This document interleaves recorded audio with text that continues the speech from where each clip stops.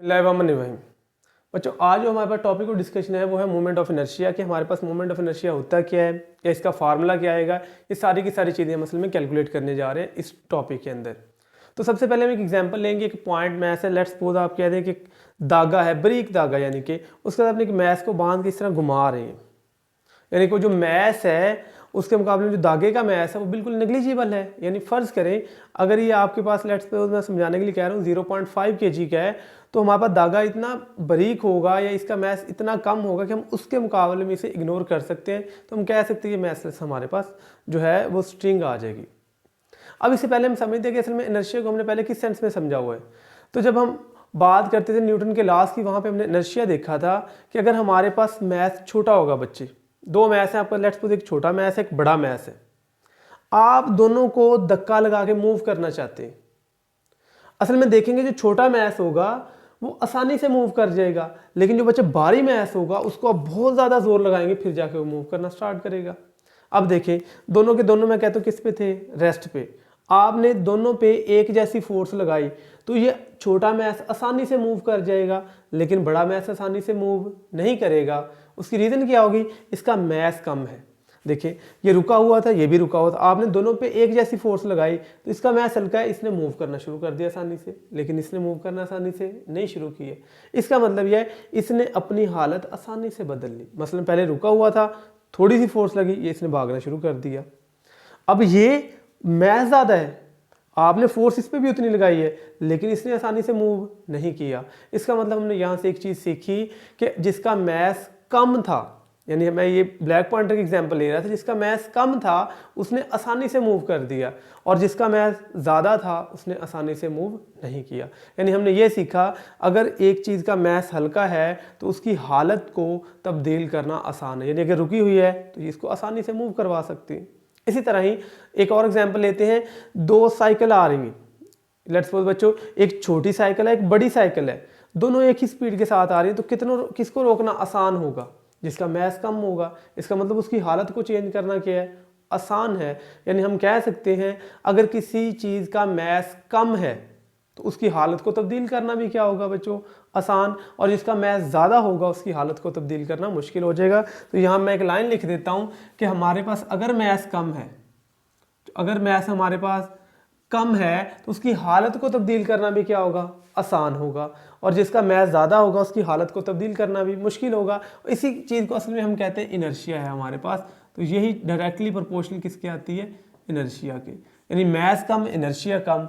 Inertia असल में है क्या चीज़, यानी अपनी हालत में तब्दीली है बच्चों। मसलन अगर रुका हुआ है तो देखना ये है कि इसको रुके से मूव करवाना कितना आसान या मुश्किल है, तो यही हमारे पास इनर्शिया आता है। यानी जिसका मैस कम होगा उसकी हालत को तब्दील करना आसान होगा, यानी वो हमें रोकेगा कम, या हम ये कह सकते हैं कि हमारी लगाई गई फोर्स से वो जल्दी मूव करना स्टार्ट कर देगा, तो उसका इनर्शिया कम होगा। तो बच्चों जिसका मैस कम होगा उसकी हालत को तब्दील करना आसान होगा, और जितना उसकी हालत को तब्दील करना आसान होगा उतना उसका इनर्शिया क्या हो जाएगा, कम हो जाएगा।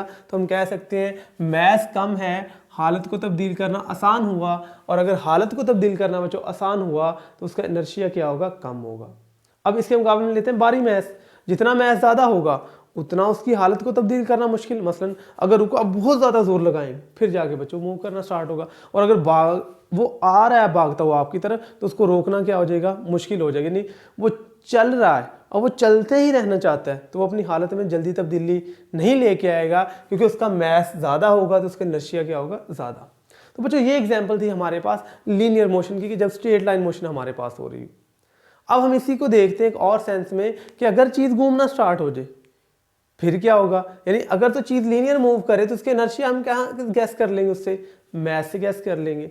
लेकिन बच्चों अगर वही चीज़ इस तरह घूमना स्टार्ट कर दे सर्कल के अंदर फिर क्या होगा, तो फिर हमारे पास जो इनर्शिया है वो अकेले मैस पे डिपेंड नहीं करेगा, उसके पॉइंट जहाँ पे वो घूम रही है और जिस पॉइंट गिर्द घूम रही है उन दोनों के दरमियान में फासले के ऊपर भी डिपेंड करेगा। मसलन मैं आपको आसानी से समझाता हूँ, आप एक पत्थर लें और उसको धागे के साथ बांधें, और एक दूसरा पत्थर लें, लेकिन दोनों में से दोनों का मैस सेम नहीं है, एक का मैस कम है एक का मैस ज़्यादा है, लेकिन आपने जिन धागों के साथ बांधा उन धागों की लेंथ सेम है। मसलन मैं यहाँ पे एग्जांपल लेता हूँ, सपोज करें ये आपस है एक सर्कल और ये आपस है दूसरा, यानी कि जो आपने पत्थर बांधा दोनों का सर्कल क्या है, सेम है आपके पास। ये सपोज करिए छोटा है और ये आपस बहुत बड़ा पत्थर है। अब जो किसको घुमाना मुश्किल हो जाएगा, यानी हल्का पत्थर है आसानी से पकड़े घुमा देंगे, भारी पत्थर है तो घूमना क्या हो जाएगा, मुश्किल हो जाएगा। इसका मतलब हमने एक चीज़ सीखी है कि अगर दोनों का फासला सेम है, दोनों का बच्चों फासला क्या है, सेम है, तो जिसका मैस ज़्यादा होगा उसके लिए मुश्किल भी ज़्यादा हो जाएगी। मसलन एक 2 किलो का पत्थर है, एक 0.5 kg का, तो ये आसानी से घूम जाएगा, आसानी से रुक जाएगा। ये मुश्किल से घूमेगा और मुश्किल से ही रुकेगा। तो जितना उसकी हालत को तब्दील करना मुश्किल हो जाएगा उतना इनर्शिया क्या हो जाएगा, ज़्यादा। इसका मतलब आसानी से घूम जाएगा, आसानी से रुक जाएगा, तो इनर्शिया कम। मुश्किल से रुकेगा, मुश्किल से ही मूव होगा, तो इनर्शिया क्या हो जाएगा, ज़्यादा। तो एक चीज़ सीखी कि अगर मैस बढ़ेगा तो इनर्शिया बढ़ जाएगा। ये तो हमने पहले भी सीखा था लीनियर मोशन में। अब ये हो रही है सर्कुलर मोशन या रोटेशनल मोशन हम कह सकते हैं। तो हमारे पास, लेकिन बच्चों ये रोटेशनल किस सेंस में नहीं कह सकते, मैंने आपको लास्ट लेक्चर में बताया था, सिर्फ मैंने अभी वर्ड यूज़ कर दिया कि रोटेशनल कह सकते हैं। अच्छा बच्चों, अगर देखें दोनों मैस सेम है, दोनों मैस सेम है, इस केस में दोनों रेडियस सेम थे। अब मैस सेम है तो किस सेंस में हम इसे लेंगे, अब एक चीज़ का मैस भी 1 kg है, दूसरे पत्थर का भी 1 है, लेकिन एक का रेडियस बहुत बहुत बड़ा है, एक का बिल्कुल छोटा, वो ऐसे घुमा के यहाँ तक था, वो ऐसे घुमा के आपने हाथ से पकड़ के रोक लिया। लेकिन एक का रेडियस ही बच्चों उतना है, बहुत दूर तक है, और उसको आप इस तरह घुमा रहे हैं स्पीड, तो वो बहुत बड़ा सर्कल बनाएगा। अगर आप उसको जाके रोकेंगे तो आपको बाकायदा बच्चों फील होगा कि वो असल में इतनी आसानी से रुक नहीं सकता। इसका मतलब ये है अगर मैस सेम हो तो जो अपने जिस पॉइंट के गिर्द घूम रहा है उससे जितनी ज़्यादा दूर होगा उसको रोकना भी उतना मुश्किल हो जाएगा।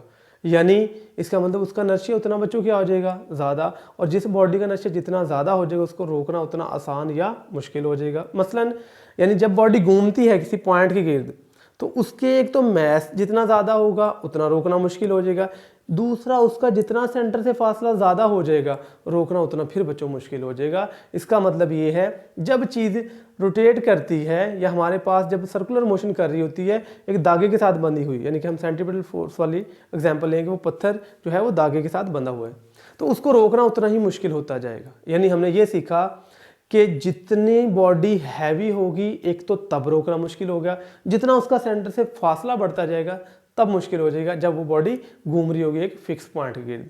इसका मतलब ये है कि जब बॉडी सीधी चलती है पॉइंट के गिर्द नहीं घूमती तो फिर तो हम डायरेक्ट कह देते कि मैस के ऊपर डिपेंड करेगा। लेकिन बच्चों जब बॉडी सर्कुलर मोशन कर रही होती है तो हमारे पास उस बॉडी का जो इनर्शिया है एक तो वो उसके मैस पे डिपेंड करेगा, सेकंड उसके सेंटर से फासले पे डिपेंड करेगा। तो दो चीज़ों पे डिपेंड करेगा बच्चों। क्या सीखा, जब वो सर्कुलर मोशन कर रहा होगा एक मैस पे दूसरा उसके रेडियस पे, या रेडियस की बजाय मैं अच्छा वर्ड यूज़ करता हूँ कि जिस पॉइंट के गिर्द घूम रही है और जिस पॉइंट को आप डिस्कस कर रहे हैं उनके दरमियान में फासला, ये आगे जाके देखेंगे फासला कौन सा होता है। तो यहाँ पे दो चीज़ों पे डिपेंड करेगा एम और आर, यहाँ पे लीनियर मोशन में सिर्फ एक चीज़ पे। तो इसका मतलब हमने कोई ऐसा फार्मूला बनाना है जिसमें मैस भी आए और आर भी आए। तो ये असल में है मोमेंट ऑफ इनर्शिया या रुकावट, या कितना आसान या मुश्किल है उसकी हालत को चेंज करना। तो यहाँ पे मैंने एक नोट लिखा है, पहले मैं ये पढ़ दूँ। कहता है मोमेंट ऑफ इनर्शिया, यानी कि जब चीज़ रोटेट करती है तो जो उसका इनर्शिया उसको हमने क्या कहना है, moment of inertia represent the tendency to maintain its state of rest और uniform state of angular motion. यानी कि अब वो किस तरह अपनी हालत को बरकरार रखता है, कौन सी, रुकी हुई या वो घूमने वाली हालत। घूमने वाली हालत यानी घूमने वाली हालत को या रुकी हुई हालत को वो कैसे बरकरार रखता है या कैसे इसमें चेंज नहीं आने देता, वो उसमें है मोमेंट ऑफ इनर्शिया। और मोमेंट ऑफ इनर्शिया जो है वो दो चीज़ों पे डिपेंड करता है। जब मूवमेंट की बात करें हमारे पास बॉडी जो है वो कर्ड पाथ पे आएगी कि वो अगर रुकी हुई है तो रुकी हुई रहना चाहती है और अगर मूव कर रही है तो मूव करती रहना चाहती है। अब इसमें कितना मुश्किल है चेंज को लेके आना, तो वही हमारे पास इनर्शिया की मेजरमेंट होगी हमारे पास। तो ये हमारे पास इसमें नोट था कि कितना, सॉरी बच्चों, इसको घुमाना या रोकना या रुकी हुई है तो उसको चलाना कितना मुश्किल होगा, तो ये मूवमेंट ऑफ इनर्शिया आ जाएगा हमारे पास। तो मूवमेंट ऑफ इनर्शिया दो चीज़ों पे डिपेंड करता है, या मैं लिख देता हूँ असल में ये दो चीज़ों पे डिपेंड करेगा। एक हमारे पास डिपेंड करेगा मैस और सेकंड डिपेंड करेगा रेडियस, जिसे हम आगे जाके डिस्कस करें असल में आर किसको कह रहे हैं। तो हमारे पास अगर स्ट्रेट लाइन मोशन होगी, लीनियर होगी, तो सिर्फ मैस के ऊपर है, और अगर बॉडी जो है वो रोटेट करेगी तो मैस और रेडियस दो चीज़ों पे डिपेंड करेगा। अब हमने इसका फार्मूला ड्राइव करना है, एक एम और दूसरा आर की सेंस में। तो बच्चों इसकी डेफिनेशन पढ़ लेते हैं पहले। इसको जो है असल में फार्मूला आता है, इसका फार्मूला आता है एम आर का स्क्वायर। तो डेफिनेशन उसी के बेस पे है, तो पहले हम डेफिनेशन बाय वर्ड्स पढ़ लेते हैं। कहते हैं the product of mass of the particle and the square of its perpendicular distance from the pivot to the axis of rotation. असल में वो कह रहा है कि पिवट असल में क्या चीज़ है, ये वाला, यानी कि हमारे पास, ठीक है कि नहीं बच्चों, तो हमारे पास जो है एक्सिस ऑफ रोटेशन के दरमियान में क्या आएगा, फासला आएगा। अब हमारे पास देखना ये है कि ये तो फार्मूले उसने बाय वर्ड डेफिनेशन कर दी है। अगर इसको देखें तो I is equal to M R का स्क्वायर, जो कि हमने फार्मूला असल में निकालना है, ये आगे जाके देखेंगे फार्मूला आता है कैसे। ये देख लेंगे, ये स्केलर क्वांटिटी होती है, जैसे मैथ एक स्केलर है, आर भी हमारे पास एक स्केलर आएगा, तो एम और आर का प्रोडक्ट भी हमारे पास क्या आएगा, एक स्केलर क्वांटिटी आएगा। तो ये कौन सी क्वांटिटी होती है, स्केलर, और इसका यूनिट क्या होता है, मैथ का किलोग्राम, आर जो है ये रेडियस है, ये फासला है, इसका यूनिट क्या होगा, मीटर, तो ये मीटर का क्या बन जाएगा, स्क्वायर। अब ये देखते हैं कि हमारे पास लेट्स सपोज एक पार्टिकल है, ये पॉइंट मैस है, जिसका मैस कितने का, एम का, उस पर हम फोर्स लगा रहे हैं। मुझे ये ऐसे रॉड है और ये मैसलेस रॉड है, यानी कि हम कह सकते हैं कि इसके मुकाबले में इस रॉड का मैस निग्लिजिबल है, तो हम कह सकते हैं मैसलेस रॉड है। हम इस पे लगा रहे हैं ऐसे करके फोर्स, पर जब ऐसे करके हम फोर्स लगाएंगे इसके ऊपर, तो ये बॉडी ऐसे ऐसे सर्कल के गिर्द क्या करना शुरू कर देगी, रोटेट, और यहाँ जिस पॉइंट गिर्द रोटेट करी है एक्सिस ऑफ रोटेशन है, और जहाँ पे हम फोर्स लगा रहे हैं, इनके दरमियान में जो डिस्टेंस है वो डिस्टेंस कितने का है, आर का। अब वो यहाँ पे यूज करता है वर्ड कि असल में कौन सा डिस्टेंस आएगा हमारे पास, परपेंडिकुलर डिस्टेंस। मतलब परपेंडिकुलर क्या है कि देखें ये वाला और ये वाला डिस्टेंस, ये तो आर है, और जो फोर्स लग रही है, फोर्स का इसके साथ कितने का एंगल बन रहा है, 90 का। टॉर्क वाले टॉपिक में हमने सीखा था कि अगर एंगल 90 ना बने तो हमने कैसे निकाला, हम उसके कंपोनेंट निकालेंगे कॉस साइन वाले, तो जो परपेंडिकुलर कंपोनेंट जाएगा वो हम यूज करेंगे। तो यहाँ पे एफ और आर इन दोनों के दरमियान में एंगल 90 का, और एफ के साथ इसका एंगल कितने का बना है, 90 का, तो हम इसी का ही प्रोडक्ट लेंगे। तो हमारे पास क्या है, consider a mass M attach to a massless rod which can rotate about a frictionless pivot O. तो ये असल में फ्रिक्शनलेस पिवट है ओ हमारे पास। कह रहा है system B in horizontal plane, यानी हमें यहाँ पे ऐसा लग रहा है जैसे बॉडी ऐसे ऐसे रोटेट कर, बच्चों नहीं, असल में ये ऐसे रोटेट कर रही है हमारे पास, तो ये अलॉन्ग हॉरिजॉन्टल कर रही है। तो ये हमने देखा कि फोर्स एफ लगेगी तो बॉडी ने रोटेट करना है। बच्चों जब बॉडी रोटेट करती है और किसी फिक्स पॉइंट की हमारी फोर्स की, तो हम वहाँ पे टॉर्क यूज़ करते हैं। तो टॉर्क का अगर फार्मूला देखा तो T is equal to R F sine theta. बच्चों यहाँ मैंने थीटा नहीं लिखा, मैंने डायरेक्ट 90 लिखे। उसकी रीज़न क्या होगी, असल में आर और एफ के दरमियान वाला एंगल, आर और एफ के दरमियान वाला एंगल हमारे पास क्या बनेगा, 90। तो मैंने कहा torque is equal to R F sine 90, sine 90 की वैल्यू 1 होगी, तो टॉर्क आ जाएगी आर एफ। तो ये हमारे पास यहाँ तक आ जाती है कि टॉर्क का फार्मूला क्या आएगा, जितना फासला है जितनी फोर्स है बच्चों, दोनों को मल्टीप्लाई कर देंगे। अब हमारे पास मैंने बताया था लास्ट लेक्चर में कि टेंजेंशियल एक्सेलरेशन और एंगुलर एक्सेलरेशन। तो बच्चों यहाँ पे एक टेंजेंशियल एक्सेलरेशन भी पैदा होगा हमारे पास, ये होगा ए टी, और ये टेंजेंशियल फोर्स भी हम इसे कह सकते हैं। तो हमारे पास इस फोर्स की वजह से इसमें एक एक्सेलरेशन पैदा होगा, और ये टेंजेंशियल होगा, और साथ साथ बॉडी क्या कर रही है, ऐसे रोटेट भी हमारे पास कर रही है। तो एंगुलर एक्सेलरेशन भी इसमें आएगा, उसकी direction along the axis of rotation होगी हमारे पास। तो F is equal to according to second law of Newton क्या होता है, जितनी हम फोर्स लगाएंगे इसमें कितना एक्सेलरेशन इधर को बच्चे पैदा होगा, टेंजेंशियल, जितना इसका क्या है, मैस है। तो F is equal to M A, कौन सी फोर्स लग रही है, टेंजेंशियल, तो F T is equal to M A T. यहाँ पे बेशक टी लिख लें या ना लिखें, ये मैंने आपको बता दिया। ए टी कौन सा एक्सेलरेशन है, टेंजेंशियल। तो टेंजेंशियल एक्सेलरेशन का हमने लास्ट टाइम ड्राइव किया था कि अगर टेंजेंशियल निकालना है किसी भी पॉइंट मैस का, तो आप ये देखें कि इस पॉइंट मैस से जिसके गिर्द बॉडी रोटेट कर रही है उसका फासला कितने का है, वो फासला मल्टीप्लाई कर दें किसके साथ, जितना एंगुलर एक्सेलरेशन है हमारे पास, यानी वो हम निकालेंगे ऐसे करके, तो हमारे पास अल्फा आ जाएगा। तो A T is equal to R alpha. तो हमने असल में इक्वेशन टी की निकाली, T is equal to R F, F की वैल्यू कितनी होती है बच्चे, एम ए, और ए किसके बराबर है, आर अल्फा। तो सिंपल आप इस इक्वेशन को उठा के इसमें पुट कर दें, तो A T is equal to R alpha, तो इसमें जब पुट करेंगे 3 2 में, तो F is equal to M A T आ जाएगा आर अल्फा, तो F is equal to M R alpha के आ जाएगा हमारे पास। इसके बाद देखिए बच्चों एफ की वैल्यू आ गई, तो एफ की जो वैल्यू यहाँ पे पुट करनी है, तो हम कह सकते हैं कि ये पूरी की पूरी इक्वेशन 4 जो है किसमें पुट करने से, 1 में पुट करने से, तो T is equal to R M R alpha आ जाएगा। तो T is equal to M R square alpha आ जाएगा। बच्चों असल में हमारा फार्मूला वही वाला बन रहा है जिसकी उसने डायरेक्ट शुरू में डेफिनेशन लिखी थी, तो लास्ट में मैं रिवाइज करूंगा डेफिनेशन हमारे पास कि उसने कैसे कहा। अब यही असल में एनालॉगी है, यानी हम रिप्लेसमेंट कह सकते हैं, किसकी है, second law of Newton. Second law of Newton वैसे किसके बराबर होता है, F is equal to M A. लेकिन यहाँ पे बच्चों जो सेकंड लॉ ऑफ न्यूटन है किस सेंस में है, रोटेशनल में, क्योंकि बॉडी हमारे पास क्या कर रही है, रोटेट कर रही है। तो वहां पे मैंने बताया टॉर्क में कि हमारे पास फोर्स की एनालॉगी ही है टॉर्क। टॉर्क असल में है फोर्स ही, लेकिन ये सिर्फ बॉडी को क्या करती है, रोटेट करवाती है। फोर्स आपके पास लीनियर एक्सेलरेशन प्रोड्यूस करवाती है, लेकिन टॉर्क जो है वो एंगुलर एक्सेलरेशन प्रोड्यूस करवाती है। तो ये चीज़ें हमने वहाँ पे सीखी थी। अब वो ये कह रहा है कि असल में न्यूटन के फार्मूले की तरह ही लग रहा है, लेकिन किस सेंस में, रोटेशनल के सेंस में। तो इससे पहले देखते हैं कि F is equal to M में, ये न्यूटन का फार्मूला जो किसके लिए है, लीनियर मोशन के लिए। अब बच्चों मैंने बताया है जब बॉडी लीनियर मूव करे ऐसे करके सीधी स्ट्रेट लाइन मोशन करे, उसको रोकना कितना आसान या कितना मुश्किल होगा वो डिपेंड करता है उसके मैस के ऊपर। अगर उसका मैस ज़्यादा है उसको रोकना मुश्किल हो जाएगा, या उसकी हालत को रुकी हुई है तो चलाना मुश्किल हो जाएगा, सिंपल उसका इनर्शिया ज़्यादा होगा। अगर उसका मैस कम है तो उसका रोकना या चलाना आसान हो जाएगा, तो उसका इनर्शिया क्या होगा, कम होगा हमारे पास। तो ये हमने सीखा कि m जो हमारे पास होता है वो क्या चीज़ होती है, इनर्शिया होता है। और ये किसके लिए इक्वेशन, लीनियर मोशन के लिए। और ये न्यूटन का सेकंड लॉ है, लेकिन किस सेंस में है, रोटेशनल की सेंस में। तो यहाँ इसके बाद हमारे पास देखते हैं कि इसी फार्मूले में और न्यूटन के सेकंड लॉ के फार्मूले में क्या है। असल में ये जो टर्म है इसे वो कहता है हमारे पास, ये क्या चीज़ है, मूवमेंट ऑफ इनर्शिया। अब देखें ये असल में कैसे आती है, कहते हैं product of mass and the square of the distance. कौन सा स्क्वायर है, परपेंडिकुलर। असल में ये पिवट से लेके उस पॉइंट तक जहां पे हम फोर्स अप्लाई करते हैं उन दोनों के दरमियान में क्या होता है, ये परपेंडिकुलर डिस्टेंस होता है। तो ये हमारे पास F is equal to M. अब हम इसको कंपेयर करते हैं उसके साथ।